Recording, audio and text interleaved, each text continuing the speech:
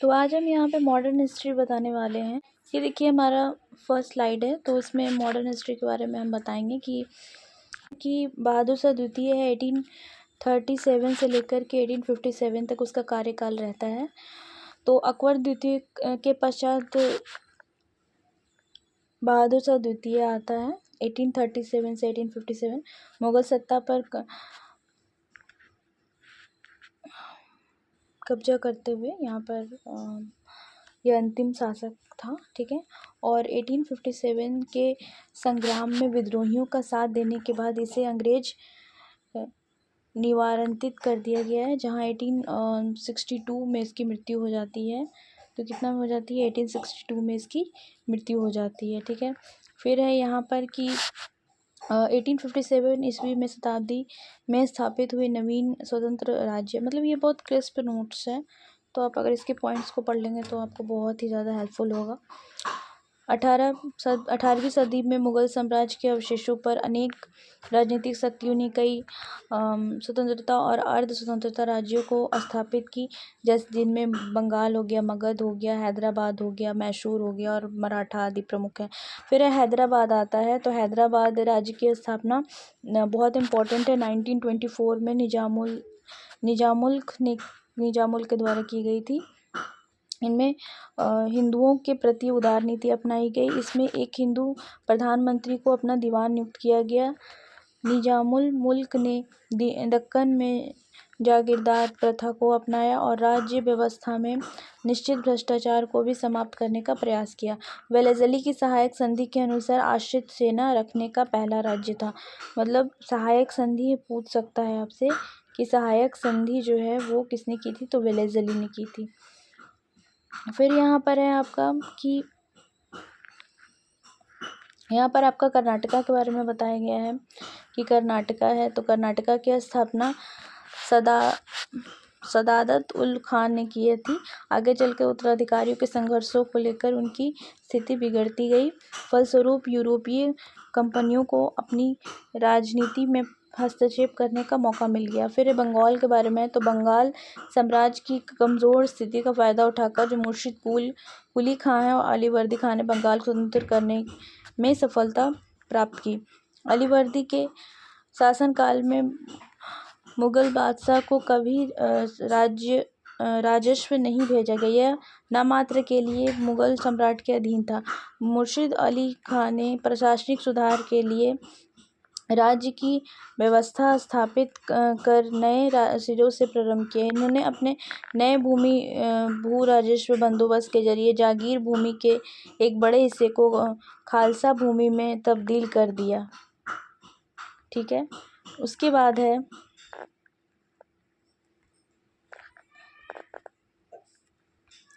आपका है कि इसमें क्या है कि भू राजस्व वसूली की प्रणाली को हम इजरा व्यवस्था का कहते थे, ठीक है। तो भू राजस्व वसूली की जो प्रणाली थी उसको हम इजारा व्यवस्था कहते थे, है ना।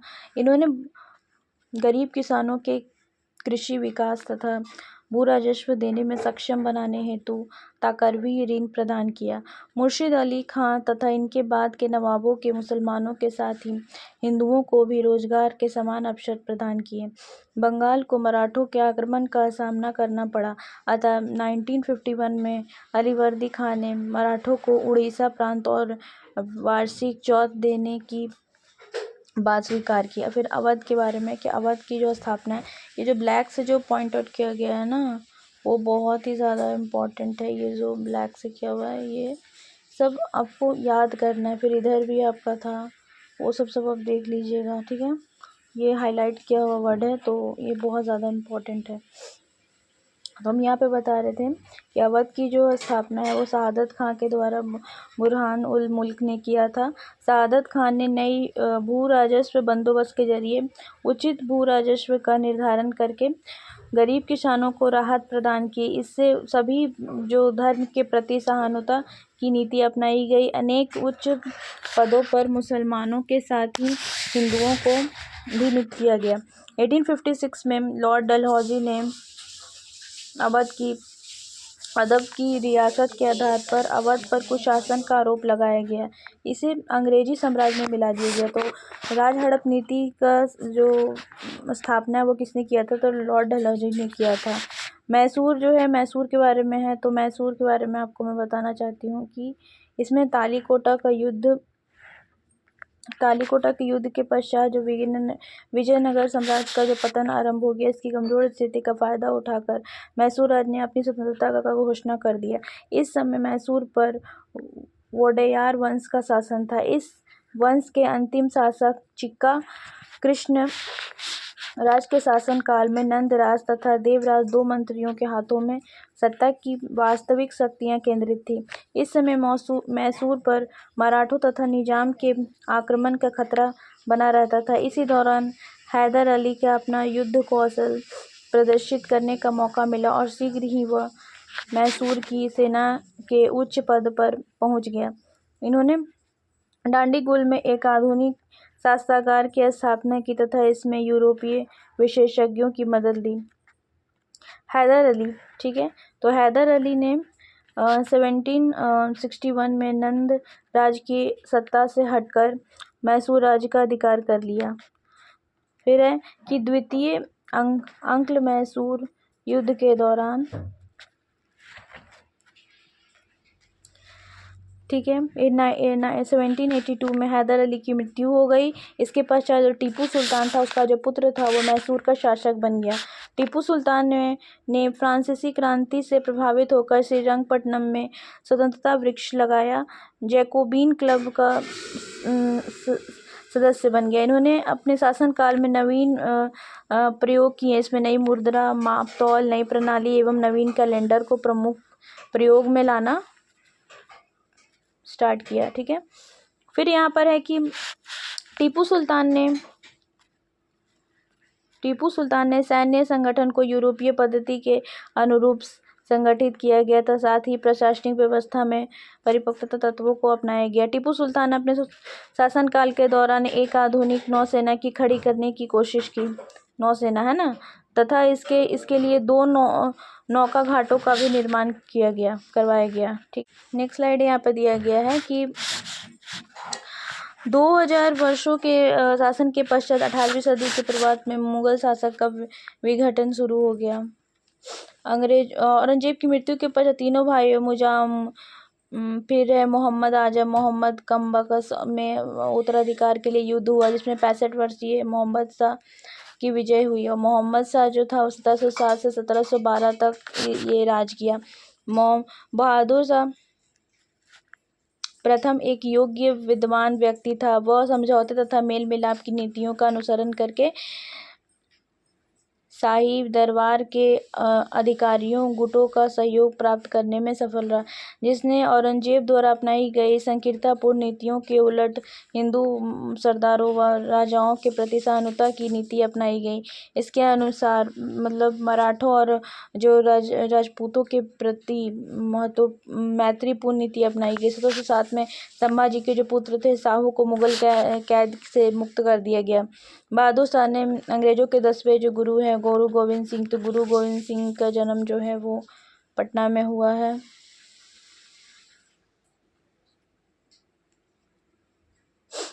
पटना में हुआ है गुरु गोविंद सिंह का जन्म, ठीक है, याद रखिएगा। और गुरु गोविंद सिंह जो थे वो सिखों के 10वें गुरु थे और इम्पोर्टेंट है।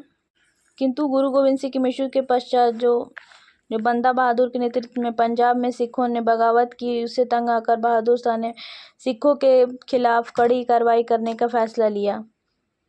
फिर जहादर शाह का शासनकाल आता, तो जहादर शाह का शासनकाल 1712 से 1713 तक आता है। ठीक है, 1712 में बहादुर शाह की मृत्यु के पश्चात जहादर शाह शासक बनता है और बहादुर शाह को शासनकाल प्राप्त करने में जुल्फिकार खां का मदद मिलता है। ठीक है, उसने उसके मुगल साम्राज्य को मजबूत बनाने के उद्देश्य से राजपूत राजाओं एवं मराठों के साथ मैत्रीपूर्ण संबंध स्थापित किए। जहादर शाह ने आमेर के राजा सवाई सिंह मालवा सूबेदार नियुक्त किया गया, मिर्जा की उपाधि दी गई मराठा के राजा अजीत सिंह को गुजरात का सूबेदार तथा महाराजा की उपाधि प्रदान की गई। तो ये आपका बहुत इम्पोर्टेंट है, इसको आप देख लीजिएगा। ठीक है, इसमें बताया गया है कि राजा सवाई सिंह को मालवा का सूबेदार नियुक्त किया गया और मिर्जा की उपाधि धारण की गई। तो पूछा जाएगा कि मिर्जा की उपाधि किसे धारण की गई, तो अमेर के राजा सवाई सिंह सवाई जयराज को मालवा का सूबेदार नियुक्त किया गया।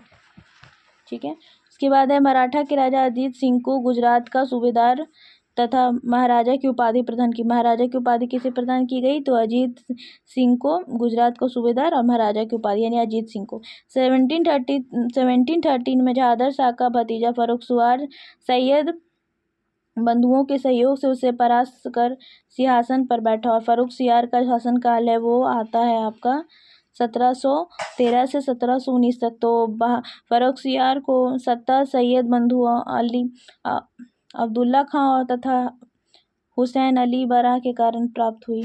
ठीक है, अब यहाँ पर हम आते हैं, यहाँ पे देखिए कि फर्रुख सियार के शासनकाल में जो सिख नेता जो है वो बंदा बहादुर की हत्या कर दी जाती है। ठीक है, और सैयद बंधुओं ने धार्मिक सहिष्णुता की नीति का अनुसरण किया तथा प्रशासन में मुसलमान सरदारों के साथ हिंदू सरदारों का भी सहयोग प्राप्त किया। सैयद बंधुओं के प्रभाव से फर्रुखाबाद में अपना स्वतंत्रता सत्ता की स्थापना की। मोहम्मद शाह के शासनकाल में नादिर शाह का आक्रमण हुआ। उसके बाद है कि 1939 को करनाल का युद्ध कहा जाता है, जिसमें मराठों की जो है वो हार हुई और मोहम्मद शाह को बंदी बना लिया गया। नादिर शाह ने भारत में 70 करोड़ से अतिरिक्त कोहिनूर जो हीरा है, बहुत ही इम्पोर्टेंट है, आपको बता रही हूँ मैं, बहुत ज़्यादा ही इम्पोर्टेंट है, इसको थोड़ा देख लीजिएगा कि 70 करोड़ का जो कोहिनूर का हीरा था वो शाहजहाँ का जो सिंहासन पे जो था उसको हम तख्ता ताऊ कहते, उसके साथ ले गया। कौन, नादिर शाह ले गया था। ठीक है, फिर आपका आता है शाह आलम द्वितीय का शासनकाल आता है, जिसमें आपको यहाँ पे बताया गया है कि वो कितना ईस्वी तक है। तो सबसे पहले तो यहाँ पर आपका शाह आलम द्वितीय 1759 से लेकर के आपका 1806 तक आता है इसका शासनकाल, जिसने 1764 में बक्सर का युद्ध, तो बक्सर का युद्ध कब हुआ था, बक्सर का युद्ध देख लीजिएगा। बक्सर का युद्ध आपका 1764 में हुआ था। बक्सर का युद्ध जो है वो 1764 में हुआ था। मीर कासिम और अवध के नवाब सिराजुद्दौला ने मिलकर ये दोनों काम किया था। ठीक है, उसके बाद है कि ईस्ट इंडियन कंपनी के विरुद्ध यह लड़ाई लड़ी गई थी, मिलकर के लड़ाई लड़ी गई थी। बक्सर के युद्ध में कंपनी से पराजित होने के पश्चात इलाहाबाद की संधि हुई, उसके बाद इलाहाबाद की संधि हुई और कई वर्षों तक इलाहाबाद में अंग्रेजों का पेंशन भोगी बनकर रहना पड़ा। 1772 में मराठों के सहयोग से इसे दिल्ली का सिंहासन प्राप्त हुआ और इसके शासनकाल में अंग्रेजों ने दिल्ली पर अधिकार कर लिया। फिर आता है आपका अकबर द्वितीय, यानी कि इसका शासनकाल था आपका 1806 से 1837। शाह आलम द्वितीय की मृत्यु के पश्चात उनका पुत्र अकबर द्वितीय शासन पर बैठा और ये अंग्रेजों के संरक्षण से बनने वाला प्रथम मुगल बादशाह था। अंग्रेज द्वितीय ने राजा राम मोहन को राजा की उपाधि दी। तो बहुत ही ज़्यादा इम्पोर्टेंट है कि कौन था, जो अकबर द्वितीय था वो राजा राम मोहन को राजा की उपाधि दी थी। तो हम नेक्स्ट स्लाइड टीपू सुल्तान के बारे में पढ़ना है। तो टीपू सुल्तान जो है उसका शासनकाल जो होता है वो आपका 1750 से लेकर 1799 तक होता है और टीपू ने आधुनिक उद्योगों की स्थापना में भी प्रोत्साहन दिया है। ठीक है, इसने देशी और अंतर्राष्ट्रीय राज्यों को बढ़ावा देने के लिए अपने गुमास्तों को नियुक्ति की, कई उद्योग की स्थापना की, सहयोग से विदेश व्यापार को बढ़ावा दिया, जैसे तुर्की हो गया, फ्रांस हो गया, ईरान हो गया। उसने अपने दूत भेजे, बंदरगाह में होने वाले नगरों में व्यावसायिक संस्थाएं स्थापित की, रूस तथा अरब के साथ व्यापार बढ़ाने की कोशिश की। यद्यपि उसने क्या है, व्यक्तिगत धर्म के मामले में टीपू कट्टरवादी था, किंतु अन्य धर्मों के प्रति सहानुभूति की नीति का प्रदर्शन किया। उसने श्रीगिरी के शारदा मंदिर में मां शारदा की प्रतिमा बनवाने हेतु दान दिया तथा वह नियमित रूप से कई मंदिरों को भेंट करता रहा। तो यहाँ पे केरल के बारे में है कि केरल 18वीं सदी में 4 प्रमुख कालीकट, चिरंगिल और त्रावणकोर, ठीक है, त्रावणकोर। तो यहाँ पर आंग्ल मैसूर युद्ध के बारे में दिया गया है। सबसे पहले तो ये वाला पॉइंट्स कंप्लीट कर लेते हैं। तो त्रावणकोर राज्य में समृद्ध राजा मार्तंड वर्मा हुआ, ठीक है, जिसने चर्बी को हटाकर केरल में अपनी राजनीतिक सत्ता को समाप्त कर दिया गया। उसने यूरोपीय मॉडल के आधार पर अपनी सेना का संगठन किया तथा उसने आधुनिक शस्त्रों से सुसज्जित किया। इन सैनिकों का प्रयोग अपने राज्य विस्तार में किया। मार्तंड वर्मा ने अपने राज्य में सिंचाई व्यवस्था हेतु नहरों का निर्माण कराया, साथ ही विदेशी व्यापार को बढ़ाने का प्रयास किया। मार्तंड वर्मा के पश्चात राम वर्मा यहाँ के प्रसिद्ध राजा थे। यह प्रसिद्ध विद्वान, कवि, संगीतज्ञ तथा अभिनेता थे। 18वीं सदी में इस क्षेत्र में मलयालम साहित्य का काफी विकास हुआ। इस काल में त्रावणकोर राज्य की राजभाषा त्रिवेंद्रम संस्कृत विद्वानों का प्रमुख केंद्र था। फिर आंग्ल मैसूर युद्ध के बारे में आपको यहाँ पे जानना है। तो आंग्ल मैसूर युद्ध, प्रथम आंग्ल मैसूर युद्ध हुआ, वो किन के बीच हुआ वो यहाँ पर है, ठीक है। तो प्रथम आंग्ल मैसूर युद्ध हुआ 1767 से लेकर 1769 तक हुआ। ये हुआ, इसका गवर्नर जनरल था लॉर्ड बेरेलेस्ट, और मद्रास की संधि हुई इसमें, संधि उसके पश्चात, ये युद्ध के पश्चात इसमें ये हुई 1769 में। और इसमें था कौन, इसमें हैदर अली और अंग्रेजों के बीच हुआ था ये युद्ध। फिर द्वितीय आंग्ल मैसूर युद्ध 1718 से हुई थी 1784 तक। वॉरेन हेस्टिंग्स थे गवर्नर जनरल। और उसके बाद ये है गंगवीर की संधि हुई और टीपू और अंग्रेजों के बीच हुई है। तृतीय आंग्ल मैसूर युद्ध, ये सब जो बॉक्स बना हुआ है ना, बहुत इंपॉर्टेंट है, इसको देख लीजिएगा। तृतीय जो हुई है 1790 से लेकर के 1792 तक हुई है।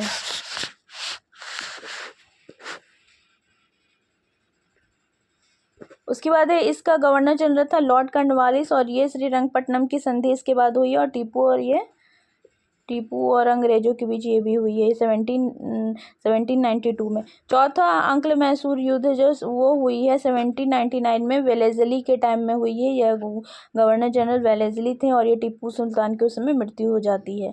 तो यहाँ पर देखते हैं हम राजपूत राज्य। तो राजपूत राज्य जो है,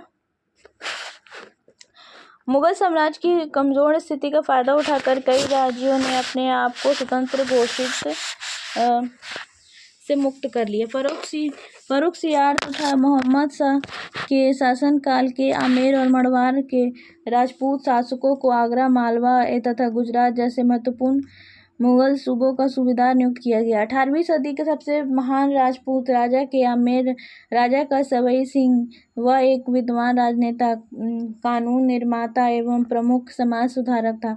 एक विद्वान प्रेमी के रूप में इसे काफ़ी प्रसिद्धि प्राप्त हुई, जिसने जयपुर शहर की स्थापना करके एक विद्वान, एक कला का प्रसिद्ध केंद्र बनाया। जय सिंह ने विजय मोहम्मद शाही के नाम से शरणार्थियों के लिए एक सेट तैयार किए गए। इससे खगोल शास्त्री संबंधी पर्यवेक्षण में मदद मिलती है।